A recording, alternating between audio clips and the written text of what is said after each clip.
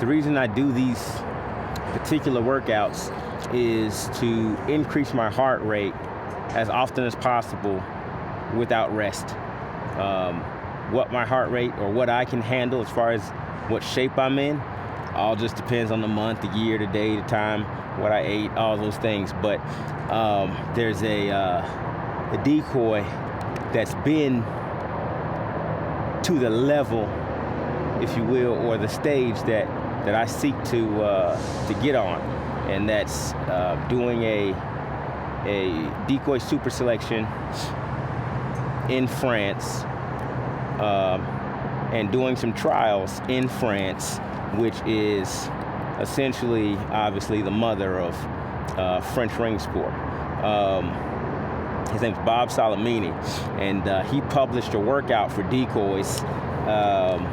I don't know, probably years ago, but I found it as soon as I jumped in this game, and it's like 400-meter sprints, jump roping, some push-ups, some squats, and then 400-meter sprint again, jump roping, squats, push-ups, box jumps, 400-meter sprint again, as little rest in between each round as possible.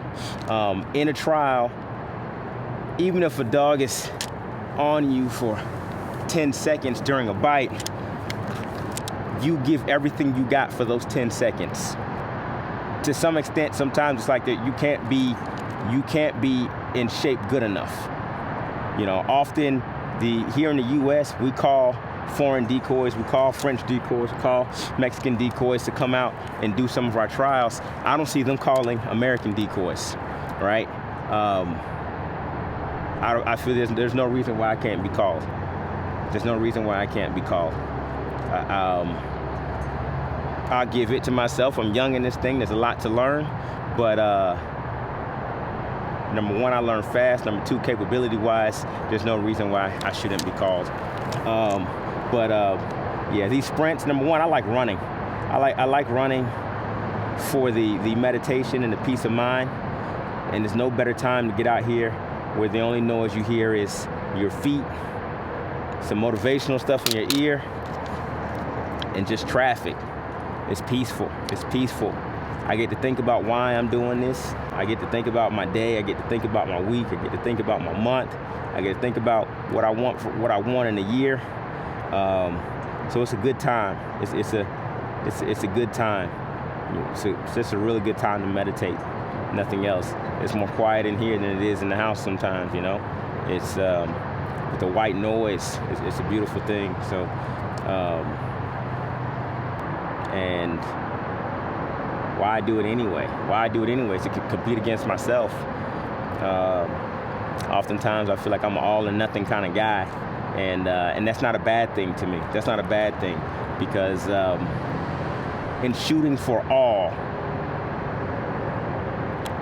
when I'm shooting for all, I pass a lot of people. I pass a lot of people. I might call it nothing, but I pass a lot of people in pursuit of all. You know, even if it's a conscious decision to move on to another stage of life, do something slightly different, I pass a lot of people in pursuit of all, and I'm good with that, because it's a battle. It's a battle for in myself. It's a battle in myself, really. When I'm running out here, when I take my distance run to this spot before I start my high heart rate stuff, When I feel like stopping, I'm just like, are you really gonna let the pavement beat you? Hey, there's nothing here. There's nothing here but wind and pavement. Are you really gonna let the pavement beat you? Nah, man, I beat up pavement. I beat up pavement. That's the motto. I beat up pavement. Mind over miles. Mind over miles. So whether I was preparing for a super section or not, I would be doing some form of workout. Definitely. This early in the morning. Definitely. The style of workout is sort of the thing that changes, you know, the thing that changes. The icing on the cake, when I walk in the house, my baby's like, Daddy, how far did you run? You know, I think I'm teaching them consistency. I think I'm teaching them hard work. At this age, they don't know what it feels like to run 6 miles. They don't know what it feels like to run heavy sprints and work your forearms to this extent. But the day that they get up and they start to push themselves a little bit, you know, I hope that they remember, damn, this is what it felt like every morning when my dad was out there, you know, and when it was 40 degrees. Like I was saying, it was cold to get out of the bed, and he was out there in it, heating himself up.